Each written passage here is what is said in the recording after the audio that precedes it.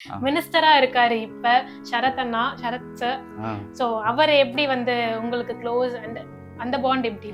அவர் மாதிரி ஒரு பர்சன்லாம் நான் இது வரைக்கும் லைஃப்ல பார்த்தது. எனக்கு கொஞ்சம் எமோஷனலா இது அவரை பத்தி கேட்டேன். ஓகே, அந்த அளவுக்கு ஒரு பாண்ட். ஓகே, தண்ணி குடிச்சிட்டாங்க.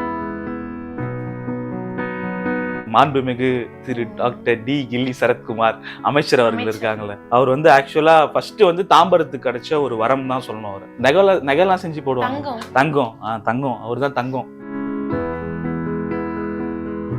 நான் ஒரு எம்எல்ஏ ஆனார்ல, அப்பயே நான் ஒரு மெசேஜ் அனுப்பிச்சேன் அவருக்கு. உங்களை வந்து பார்த்துட்டு ஒரு கங்க்ராச்சுலேஷன் சொல்லிட்டு போனோம் அப்படின்னு, வாங்க போங்க தான் கூப்பிட்டேன். அதுக்கு அவர் என்ன சொல்லியிருப்பாருன்னு நினைக்கிறீங்க எம்எல்ஏ ஆனப்போ? சரி ஓகேப்பா நேர்ல வா அந்த மாதிரி சொல்லியிருப்பாரு. இல்லனா இல்லப்பா நான் டைம் சொல்றேன் மேபி சொல்லியிருப்பாரா? அவர்ல என்கிட்ட என்னடா புதுசா யார்கிட்டயே பேசுற மாதிரி பேசின்னு இருக்க, வாங்க போங்க. திடீர்னு எனக்கு ஃபோன் பண்ணி நீங்க வரணும்னு சொல்லிட்டாங்க. 7:30 மணி ஷோனா 7 மணிக்கு ஃபோன் வந்துச்சு எனக்கு. ஒரு ஷோக்கு போனா நீங்க எவ்வளவு ப்ரிப்பேரா போவீங்க? நான்ல பல்லு தேய்க்கல, குளிக்கல, எதுவுமே பண்ணலங்க. தட்டை பேட்டு ஒருக்குல இந்த ஆங்கர் எத்து மாட்டின்னு ஓட்ட பைக்கை விட்டு போன உடனே ஃபோன் எல்லாம் பிடிங்கி வச்சுட்டாங்க. காலைல 7:30 மணிக்கு போனோம்னா நைட்டு 10:30 மணிக்கு தான் போனை கையில குடுத்தாங்க. போனை எடுத்து பார்த்தா நிறைய மிஸ் கால் இருக்கு, நிறைய பேர் பண்ணிருக்காங்க. டாக்டர் டி கில்லி சரத்குமார் 3 வாட்டி ஃபோன் பண்ணிருக்கு. எனக்கு நெஞ்ச டமால் டிமில் ஆயிடுச்சு. லொகேஷன் அனுப்பிச்சு விட்டாருங்க அவரு.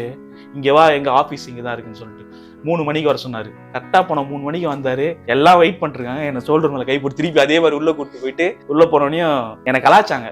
One last time for my Thalapathy. ஆன்சனாட் சினிமா வியூவர்ஸ்க்கு வணக்கம். நான் திவ்யா ஸ்ரீனிவாசன். இன்னைக்கு என் கூட இருக்க பர்சன், நம்ம இருக்க இடம் வந்து பாத்தீங்கன்னா யோயோ அப்படின்னு சொன்னோடனே இப்ப பிக் பாஸ் காமன் மேன் ஷோல இவர் ஒரு எபிசோட்ல பாத்திருப்பீங்க. ஆனா இந்த மனுஷன் இவ்வளோ பண்ணிருக்காரா அப்படின்னு வந்து இந்த இடத்துக்கு வந்ததுக்கு அப்புறம் தான் எனக்கே இவ்வளோ பண்ணிருக்க மனுஷனையா ஷோல அவ்வளோ செஞ்சீங்க அப்படின்ற மாதிரி இருந்துச்சு. ஏன்னா 20 years of experience in this field, கொரியோகிராஃபராகவும் சரி, ஃபேஷன் கொரியோகிராஃபராகவும் சரி, எம்சியா, ஷோ டைரக்டரா பல விஷயம் இறங்கி இந்த மனுஷன் செய்யாத வேலை என்னதாங்க அப்படின்ற அளவுக்கு என்னை வந்து அப்படியே பிரமிக்க வச்சிட்டாருன்னு சொல்லலாம். அப்படி இருக்கக்கூடிய Yoyo Rajesh is with us. வணக்கம் யோயோ. வணக்கம். டைம் பாத்தீங்களா? 11:11. Yeah it's a good thing. So universe connect பண்ணிருக்குன்னு நினைக்கிறேன். கண்டிப்பா. So first thing, இது என்னோட ஃபர்ஸ்ட் இன்டர்வியூ. இது வரைக்கும் நான் என்ன பர்சனலா நான் யார்கிட்ட பேசினது இல்லை. என்னோட மனசை விட்டோ இல்லை என்ன பத்தின ஸ்டோரியோ. ஸோ நான் என்ன வெளிக்காட்டி கூடாதுன்னு நினைப்பேன். ஒரு ப்ரொஃபைல்குள்ள வரணும், அதை பண்ணிட்டு தான் இதை பண்ணணும்னு நினைச்சேன். பட் சுச்சுவேஷன் என்ன இந்த இடத்துல உட்கார வச்சிருக்கு இன்னைக்கு. தேங்க்யூ ஸோ மச் என்ன இன்டர்வியூ எடுக்க வந்ததுக்கு. Thank you for accepting it. ஏன்னா இது வரைக்கும் இன்டர்வியூ கொடுக்காம நான் கேட்ட உடனே ஓகே பண்ணலாம் அப்படின்னு சொன்னதுக்கு வந்து தேங்க்யூ. இந்த மாஸ் வந்து தளபதி கிட்ட இருக்கு அப்படின்னா இப்ப அவரோட வழியில இருந்து வந்த ஒருத்தர் உங்களுக்கு பயங்கர க்ளோஸ் அப்படின்னு வந்து அந்த 2-3 போஸ்ட்டுமே பார்க்க முடியுது. But is very friend of you. சின்ன வயசுல இருந்தே ஃப்ரெண்டு நீங்க 2 பேரும் அப்படின்னு வந்து அந்த போஸ்ட் எல்லாம் பார்க்க முடிஞ்சிச்சு. மினிஸ்டரா இருக்காரு இப்ப சரத் அண்ணா, சரத் சார். சோ அவர் எப்படி வந்து உங்களுக்கு க்ளோஸ் அண்ட் அந்த பாண்ட் எப்படி?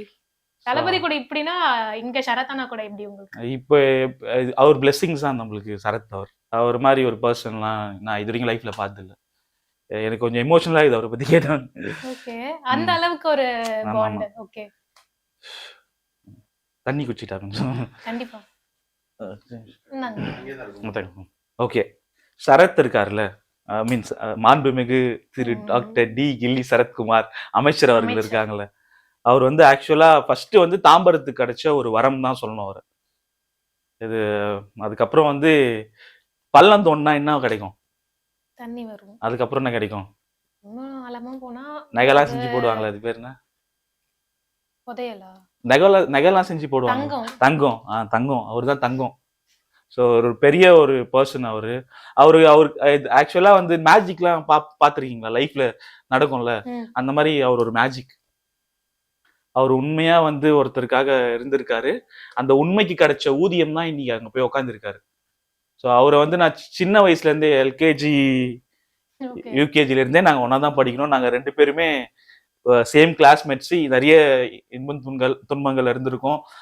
ஒரு ஃப்ரெண்ட்ஸ்னா எப்படி இருப்பாங்க, சண்டை போட்டுப்பாங்க, ஜாலியா இருப்பாங்க. அந்த மாதிரி எங்களுக்குள்ள எல்லாமே இருக்கு. நான் ஒரு ட்ரெஸ் எல்லாம் எடுத்துட்டு போயிடுவேன். அவங்க வீட்டுல போட அவங்க அம்மாவுக்குனா எனக்கு ரொம்ப பிடிக்கும். சின்ன வயசுல இருந்து நான் அங்கதான் இருப்பேன் மோஸ்ட்லி. அவங்க வீட்டு மாடியில் தான் டியூஷன் படிச்சேன்.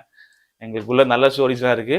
பட் இப்ப அவர் இருக்கிற இடம் உச்சத்துல இருக்காங்கன்னு சொல்லுவாங்களா, அந்த இடத்துல தான் இருக்காரு.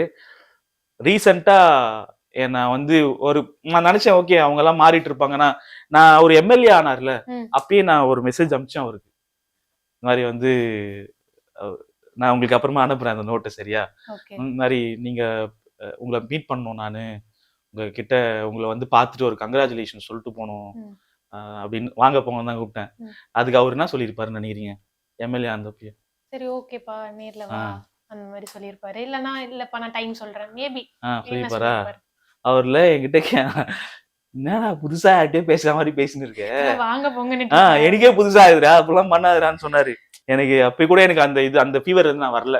ஏன்னா எங்க அம்மா எல்லாம் பயங்கரமா எனக்கு சொல்லிட்டாங்க, டி போய் சரத்தை போய் பாரு, பெரிய இதுவாயிட்டா, எம்எல்ஏ ஆயிட்டாப்புல, எல்லாம் இனிமே அவங்க பின்னாடிதான், நீ போய் ஏன் போல, எலெக்ஷனுக்குலாம் ஏன் போறேன், கூடவே இல்லம்மா, நான் எப்படிமா போறது அப்பெல்லாம் இருந்தது. அதுக்கப்புறம் நான் மீட் பண்ணது சந்தர்ப்பம், ஏன்னா அவருக்கு அப்புறம் நெக்ஸ்ட் அப்படியே நெக்ஸ்ட் டிராவல் ஆகி போயிட்டார்ல. அதுக்கப்புறம் ஒரு ஃபங்க்ஷன்ல மீட் பண்ணேன்.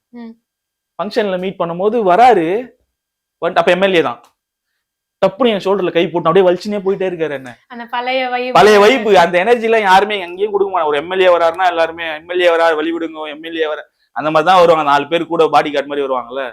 ஸ்ட்ரெயிட்டா வந்து அப்படியே பிடிச்சி வலிச்சுட்டு அப்புறம் நான் மைக்க பிடிச்சி நில்லுங்க, உங்களுக்கு அதான் எல்லாம் வெயிட் பண்றேன் பேசினேன். எனக்கு ரொம்ப ஹாப்பியா இருந்துச்சு, ஏதோ நம்மளே வின் பண்ணா இருக்கலாம் அந்த மாதிரி இருந்தது. ஃபர்ஸ்ட் அந்த இது முடிஞ்சது. ரீசெண்டா வந்து நான் வந்து காணாம போயிட்டேன். எங்க வீட்டுல இருந்து வெளில போயிட்டேன், காணாம போயிட்டேன். சரியா? நம்ம பேசியிருந்தோமே ஒரு ஆடிஷனு, அதுக்கு வந்து வீட்டுல சொல்ல, ஏன்னா நான் ஆடிஷன் இருந்துச்சு. அதுக்கப்புறம் நான் ஏதோ சொல்லவே இல்லை, எனக்கு காலம் வரல, ஸோ எலிமினேட்டட்னு நினைச்சிட்டேன். திடீர்னு எனக்கு ஃபோன் பண்ணி நீங்க வரணும்னு சொல்லிட்டாங்க. 7:30 மணிக்கு ஷோனா 7 மணிக்கு ஃபோன் வந்துச்சு எனக்கு. நான் எப்படி கிளம்ப, பள்ளி தேய்க்கல. நீ இந்த ஷோ பாத்தீங்களா, ஒரு ஷோக்கு போனா நீ எவ்வளவு ப்ரிப்பேர்டா போவீங்க, நான்ல பள்ளி தேய்க்கல, குளிக்கல, எதுவுமே பண்ணலங்க. தட்டை பாட்டு ஒரு கிலோ இந்த ஆங்கர் எத்து மாட்டின்னு ஓட்டேன் பைக்கை விட்டு. போன உடனே போன் எல்லாம் பிடிங்கி வச்சுட்டாங்க எனக்கு. அதுக்கப்புறம் எனக்கு ஷோ பத்தி மட்டும் தான், எப்படியாவது உள்ள போனா தானே போகும் தானே எல்லாம் ஓடியாந்தாங்க. எனக்கு போயிட்டேன். நைட்டு 10 காலைல 7:30 மணிக்கு போனோம்னா நைட்டு 10:30 மணிக்கு தான் போனை கையில கொடுத்தாங்க. போனை எடுத்து பார்த்தா நிறைய மிஸ் கால் இருக்கு, நிறைய பேர் பண்ணிருக்காங்க. டாக்டர் டி கில்லி சரத்குமார் 3 வாட்டி போன் பண்ணிருக்காரு. எனக்கு நெஞ்சே டமால் டிமில் ஆயிடுச்சு. எப்பா இது கனவா இல்லை, எனக்கு புரியவே இல்லை. இது எப்படி உண்மையா கால் பண்ணாங்களா, வாட்ஸ்அப்ல போய் செக் பண்ற, கால் பண்ண உடனே ஸ்கிரீன்ஷாட் எல்லாம் எடுத்து வச்சுங்க, அமைச்சரே எனக்கு கால் பண்ணிட்டாருப்பான்னு சொல்லிட்டு. யாருங்க இருக்கு, ஒரு கவுன்சிலர் கால் பண்ண வராங்க நம்மளுக்கு, எவ்வளவு பெரிய இடத்துல இருக்காங்கனால சர்ப்ரைஸா இதெல்லாம் எடுத்து உடனே கால் பண்ணலாமா வேணாவா, என்ன எது கால் பண்ணாருன்னு தெரியலன்னு கால் பண்ண உடனே, எங்கடா போனேன், எத்தனை வாட்டிடா போன் அடிக்குது, உங்க அம்மா உன்னை காணன்னு தேடிட்டு இருக்காங்க, நியூஸ் எனக்கு வந்துச்சு. அப்ப எனக்கு ரொம்ப ஒரு நட்பை மறக்காத ஒரு மனுஷங்களாம் இருக்காங்களா இன்னும், நாளைக்கே மறந்துடுவாங்க, சொந்தக்காரர் மறந்துடுவாங்க. எவ்வளவு பெரிய இடத்துல போயிட்டு ஒரு ஃப்ரெண்டை காணோம்னு சொல்லிட்டு 3 வாட்டி கால் பண்ணுமா, எவ்வளவு ஒர்க்ல இருப்பாங்க அவங்க. மினிஸ்டர் ஆனா இப்போ ரீசெண்டா இந்த ஷோ நடந்தப்போ எனக்கு ஒண்ணுமே புரியல. இவ்வளவு இது அதை பார்த்து கத்துக்கிட்டேன் நான். உண்மையானவங்களா இருக்கிறாங்க உலகத்துல, நம்ம கண்ணுக்கு தான் தென்பட மாட்டாங்க. அதுக்கப்புறம் நான் போய் அவரை மீட் பண்ணேன். போய் மீட் பண்ணும்போது நான் போய் கேட்டேன், உங்களை வந்து மீட் பண்ணோம் அப்படின்னு. ஒண்ணுமே இல்லை, லொகேஷன் மட்டும் லொகேஷன் அனுப்பிச்சு விட்டாருங்க அவரு.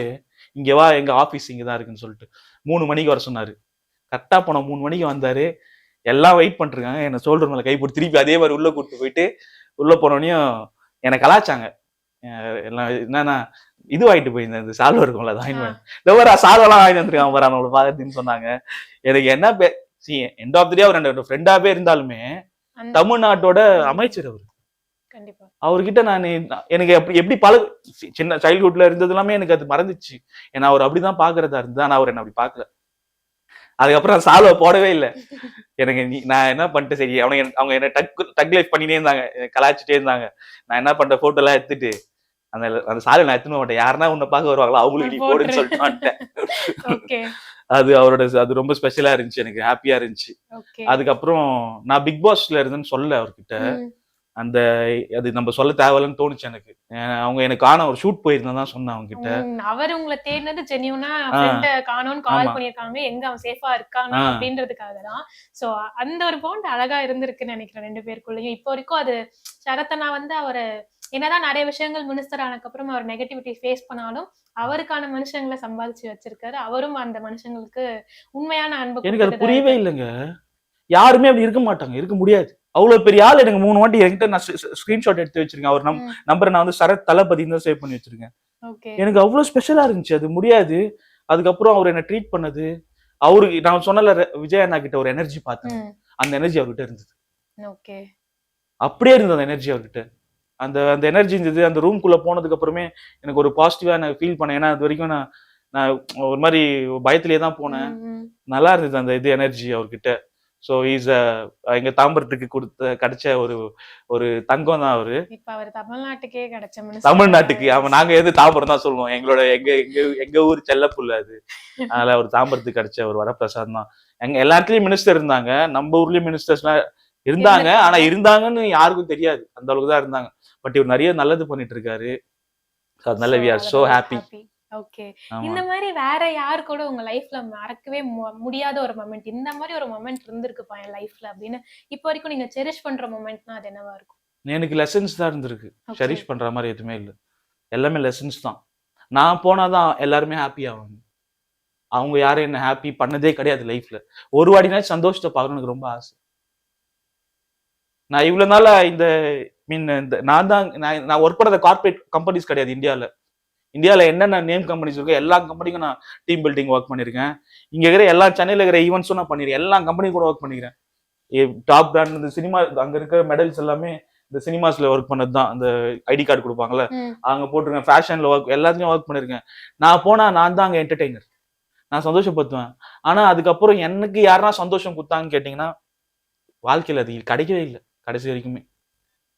ஒன்னும் ஹாஸ்பிட்டல் பெட்ல இருந்திருக்கு, அதுக்கப்புறம் என் பெட்டுக்கு இருக்கு. லைஃப்ல அப்படி யாருமே இல்ல. அப்படி அது பார்க்கணும்னு ஆசை. நான் அது எப்ப கிடைக்கும்னு தெரியல. கண்டிப்பா இந்த இன்டர்வியூ நம்ம ஸ்டார்ட் பண்ணும்போது அந்த 11 அந்த ஒரு சூப்பரா இருந்துச்சுல அது. அந்த ஒரு ஆடா மாதிரி லைக் இந்த ஹாப்பினஸ் பார்த்தது இல்ல நீங்க சொல்றீங்க. இதுக்கப்புறம் மேபி இல்ல இந்த universe is hearing that. So அது கண்டிப்பா அந்த மேனிஃபெஸ்டேஷன் அந்த ஹாப்பினஸ் அந்த யோயோ பாப்பீங்க அப்படின்னு வந்து நாங்க விஷ் பண்ணிக்கிறோம். அண்ட் எங்க டீம் சார்பாகவுமே நாங்க விஷயம் சொல்லிக்கிறோம். இது சும்மா கிடையாது அப்படின்றத இன்னும் நிறைய பேர் வந்து ரெகக்னைஸ் பண்ணணும் அப்படின்றத நான் வந்து பர்சனலாவே வந்து விஷ் பண்றேன். தேங்க்யூ இவ்வளவு விஷயங்கள் எங்களுக்காக ஷேர் பண்ணதுக்கு, ஜென்யூனா வந்து ஆன்சர் பண்ணதுக்கு ரொம்ப ரொம்ப நன்றி. ஓகே, நான் உங்களுக்கு ஒரு விஷயம் சொல்லணும். நிறைய பேர் வந்து சப்ஸ்கிரைப் பண்ணாமே பார்த்துட்டு இருக்கீங்க சேனலை. Please subscribe to our channel.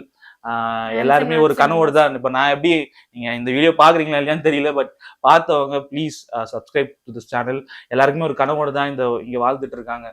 So ரொம்ப கஷ்டமான உலகம் தான் இது. உங்களோட ஒரு கிளிக் மட்டும் அவங்களுக்கு ஒரு பெரிய ஹாப்பினஸ் கொடுக்க போகுது. நான் நீங்க அதை பண்றதுக்கு நீங்க எதுவும் தயங்க வேண்டாம். So please support our channel Hands in Hearts Cinemas. Yes. Thank you so much. Thank you for this. உங்க டீமுக்கு ரொம்ப பெரிய நன்றி. இது கண்டிப்பா என்னோட லைஃப் டைம் மெமரியா இருக்கும். கண்டிப்பா. நெக்ஸ்ட் டைம் நம்ம இன்டர்வியூ எடுக்கும்போது கண்டிப்பா நான் ஒரு பெரிய செலிபிரிட்டியா நின்னு இருப்பேன். அப்ப நம்ம இன்டர்வியூ எடுக்கிறோம். நீங்களும் அப்ப செலிபிரிட்டி ஆயிடுவீங்க. சரியா? Manifestation. Thank you.